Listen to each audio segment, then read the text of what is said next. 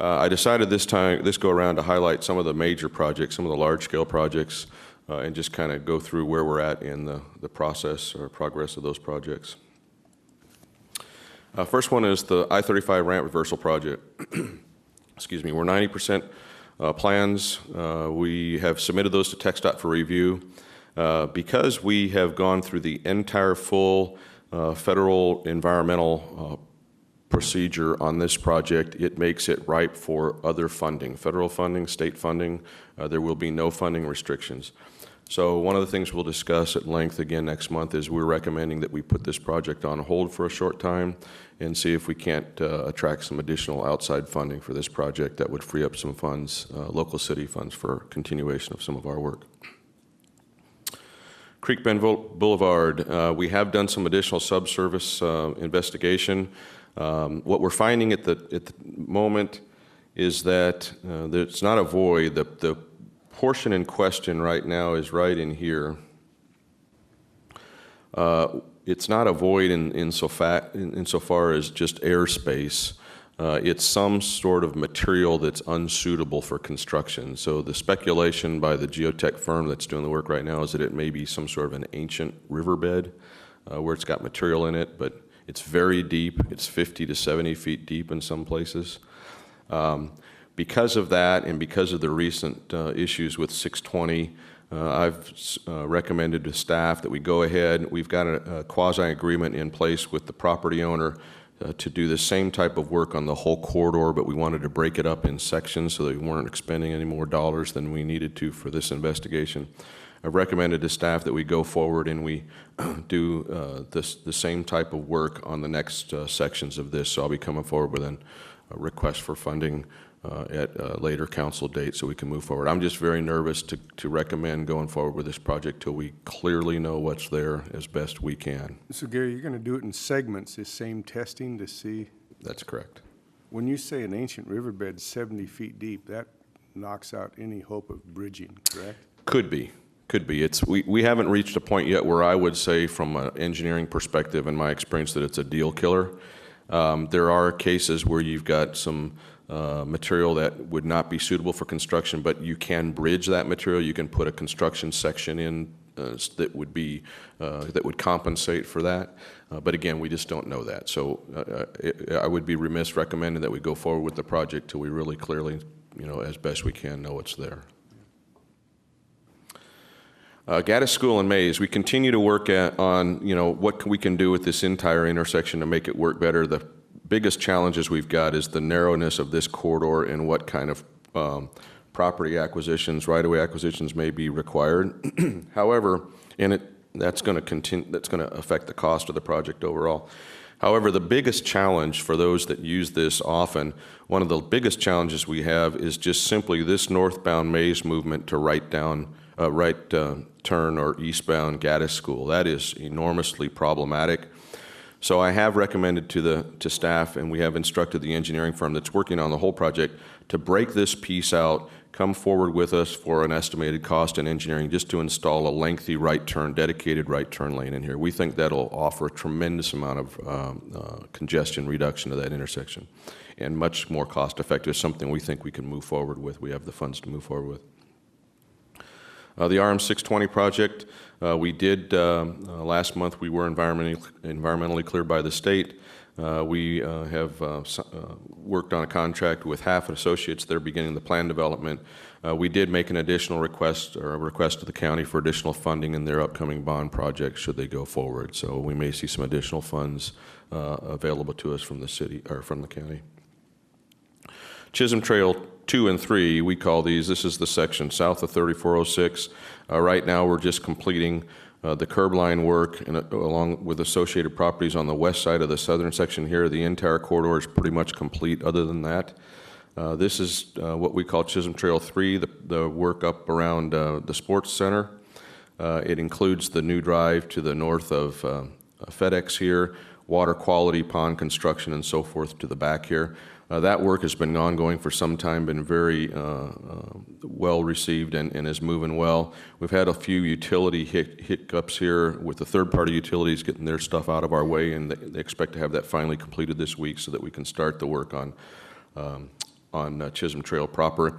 We still think we'll hit the anticipated completion dates of 10/31 for this portion and year end for this portion. That's not 2031, is it? No, sir. It's 2013. Gary, go back, would you go back to that map?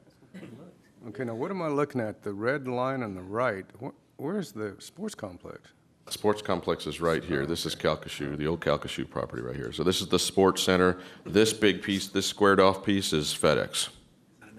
What about the city acquired property that goes back behind the complex, right? Yes, from Mr. Lang, we acquired some right-of-way, frontage right-of-way here. We reacquired what is going to be a secondary access road along the north side of FedEx here, and some property right here in the back to make that connection with the road and also deal with the water quality issues for the entire site. We'll do most of the water quality work for the entire site back here now. When do you think that road will? Year end. Really? Mm-hmm. Yeah, the water quality work is been moving along. That's where they've been concentrating all of their efforts thus far. They've got a little bit of work done on this road, and then once we get these utilities out of the way, we'll start working on Chisholm Trail. So it's moving well, moving along fine. 3406 and I-35. If you've been out there, they're really going very, very rapidly on this project. The contractor, they've been trying to pave this little right turn, the new, will be expanded ramp here so that we can put a right turn, but the work is actually to the east side here. That's been prepped and ready to pave for 3 weeks, and every time it dries out where they can pave it, we've got 2 days of really hard rain, so the contractor has to wait again. So they're in one of those holding patterns. They've done a lot of drainage work and excavation work for the right turn lane here, and they're over here now working in front of the Firestone and McDonald's in the median for the median improvements here. So they're moving along pretty well on that project. Still anticipate an October 31, November 1st completion, something like that. Southwest downtown, Blair, Bagdad, and Mays reconstruction. This is the remaining work that we have, the 2 projects in the downtown area. We do have 90% plans from both firms. We have two different design firms working on this that we're reviewing right now. We plan in the next little bit soon to have a coordination meeting with the design firms. We're thinking that it might be most effective if we bid this as one entire construction project. We think we'll see some economies of scale on the construction side, and the biggest of which is there's going to be some interesting coordination efforts as to when we make the Main Street connection here and take Round Rock Avenue away. We think that having 2 different contractors working on that might be a little bit problematic. So we're going to work with the design firms to see if we can put this together as one construction package. And we still are hoping to bid construction late this fall. Signal coordination, as we've talked before, the university corridor is entirely complete now. Lewis Henna has been complete for some time. Gattis School is complete between A.W. Grimes and Redbud. As soon as we get the new signal installed at Green Lawn, then we'll do the Gattis School corridor to the west and retime the entire corridor together. A.W. Grimes will always be a break point. It's just too long a corridor. So A.W. Grimes is a major enough cross street that it'll be a break in that coordination. And then as soon as we get done with the Old Settlers work right there at I-35, we plan to do the signal timing along Old Settlers. Any questions I'd be happy to answer? And by the way, any questions on any other projects I can answer too. I was just trying to make good use of our time this morning. Yes, sir. Just a question early in your presentation, if you're heading northbound on Mays and take that right turn on Gattis. Yes, sir. You're talking about putting a right turn lane in. Will that wipe out that 7-Eleven? No, it won't. With the work that HDR's done with us so far, we believe we've got enough right-of-way to do the intersection improvements ultimately the way we'd like to on Mays. Depending on what we finally decide on, we may be a little tight, and we've got a better opportunity to take some right-of-way on the west side of the road rather than the east side of the road. But we do have some right-of-way still to take on the east side of the road it would shave the front of the car wash there in the 7-Eleven, but we think it can fit. I noticed you got the work started for the right turn lane on Old Settlers going south on A.W. Grimes. Yes, sir. You got that started. What's the timing on that being finished? It was I believe it was a 90-day contract.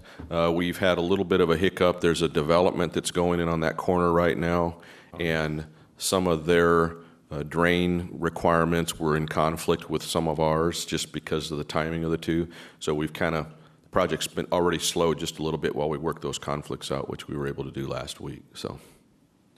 And just to comment, coming here this morning, this is a kind of rare occurrence. I hit every light green after getting on to 620 from Oakland's, and I got here in 3 minutes. So We'll scrap the timing plans on 620 then. so that bridge will be pretty awesome. Yeah. On the Gattis, not Gattis School, on the Mays Street deal. Yes, sir. Just, I've got a conference call with Baylor next week.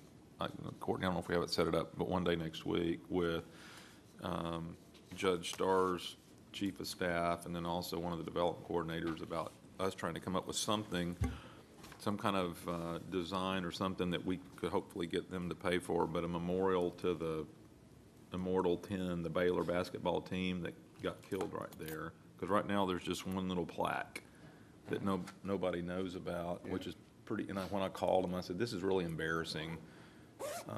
But we don't know what it would look like, and that's why we're talking to them, that maybe we could get something that when you cross that bridge, you actually see it and realize it and think about it. Because like I told them, I said, there's so many people here in the town that don't even know anything about it, and those that have heard about it probably actually think it's an urban legend that it didn't really happen. And so they still they still recognize and do a whole lot of stuff every year with that, and they've actually built a big thing up at Baylor for it, but there's nothing down here that even acknowledges it other than one little plaque. So we've talked about, so we're going to talk next week about maybe